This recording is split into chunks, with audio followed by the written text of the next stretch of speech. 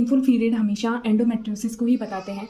Doctor Anjali Kumar की मैंने मैत्री की रिपोर्ट को पढ़ा और उसमें से कुछ चीज़ें मैंने एक्सक्लूड की कि what is the endometriosis and इसके सिम्टम्स क्या होते हैं, क्या इसके कॉजेज होते हैं, कौन कौन से इसके ट्रीटमेंट होते हैं and the most important part is कि क्या पेनफुल पीरियड हमेशा एंडोमेट्रियोसिस को ही दिखाते हैं। तो इस तरह की कुछ चीज़ें हैं जिसे हमें समझना है कि what is the endometriosis. Actually जब हम स्टैंडर्ड कंडीशंस में मेंस्ट्रुअल साइकिल की बात करते हैं तो मेंसेस फेज के अंदर एंडोमेट्रियम की जो लाइनिंग है वो टूटकर वेजाइना से बॉडी से एक्सक्लूड हो जाती है।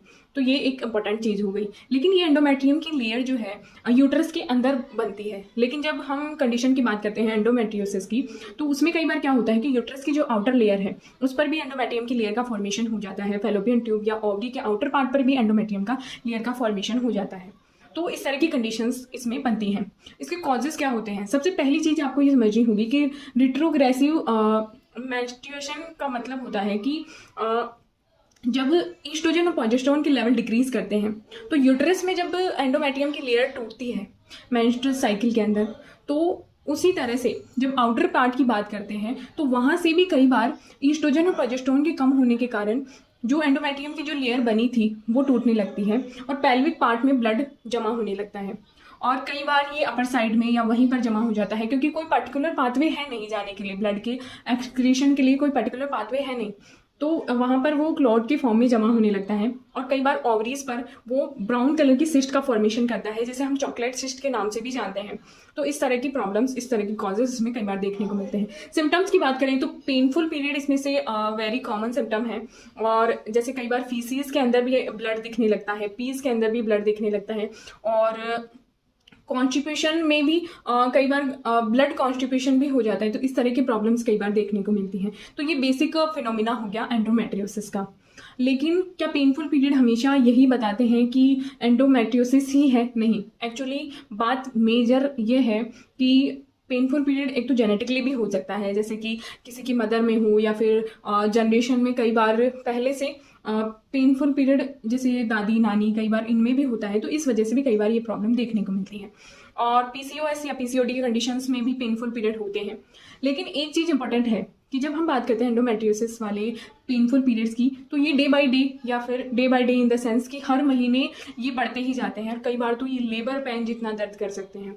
तो इस तरह की कंडीशंस कई बार हो जाती हैं। इसलिए थोड़ा सा ध्यान रखना इंपॉर्टेंट है कि ये जो पेन है, ये पीरियड्स का पेन है, क्या ये नॉर्मल है या फिर नॉर्मल से कुछ ज़्यादा हो रहा है। तो इन सब चीज़ों को ध्यान रखना बहुत ज़रूरी होता है। इसके कुछ ट्रीटमेंट की बात करते हैं तो सर्जरी और मेडिकेशंस दो फिनोमेना है या दो ही तरीके हैं मेनली इसके ठीक करने के। तो सर्जरी तो नॉर्मल मेथड है ही, लेकिन कई बार क्या होता है कि सर्जरी के अंदर पूरा यूट्रस ही निकालना पड़ता है। तो फिर वहाँ पर जैसे गर्ल्स में कई बार ऐसी प्रॉब्लम हो गई अगर, तो फिर वो प्रेग्नेंट होने वाली सिचुएशंस में नहीं रहती हैं। तो इस तरह की जो है सर्जरी हर एज ग्रुप की जो फीमेल्स होती हैं या गर्ल्स होती हैं उनको रिकमेंड नहीं की जा सकती। बट हम जब बात करते हैं कि कुछ फीमेल्स ऐसी हैं कि जिनकी एज भी ज़्यादा है तो उनमें सर्जरी की जा सकती है। लेकिन अब बात आती है कि मेडिकेशंस, अगर एज कम है तो कुछ मेडिकेशंस दिए जाते हैं जिसमें सबसे इंपॉर्टेंट होता है कि बर्थ कंट्रोल पिल्स जो दी जाती हैं, प्रोजेस्टेरोन ईस्ट्रोजन के कॉम्बिनेशन दिए जाते हैं, कई सारे नाम से दवाइयाँ आती हैं, तो वो सब दी जाती हैं ताकि एक बार थोड़ा सा एंडोमेट्रियम को होल्ड किया जाए और उसके बाद या तो फिर क्लीनिंग कर दी जाती है या फिर कई प्रकार की इसमें दवाइयाँ आती हैं जिनसे फिर एंडोमेट्रियम की लेयर को नॉर्मली निकाल लिया जाता है या फिर कुछ लेजर ट्रीटमेंट्स होते हैं या बहुत सारी सर्जरीज होती हैं। तो इस तरह एंडोमेट्रियम को ठीक किया जा सकता है। तो कुछ इंपॉर्टेंट चीज़ें थी जिनको हमने जाना और आई होप कि मैं अपना आउटकम दे पाई उस आर्टिकल को पढ़कर। मैंने भी इस सिचुएशन के बारे में काफ़ी कुछ देखा है और भी आर्टिकल्स पढ़े हैं, बट मैंने स्पेशली जो मैत्री का आर्टिकल है उसी का आउटकम आपके सामने दिया है। बहुत इंपॉर्टेंट चीज़ें हैं।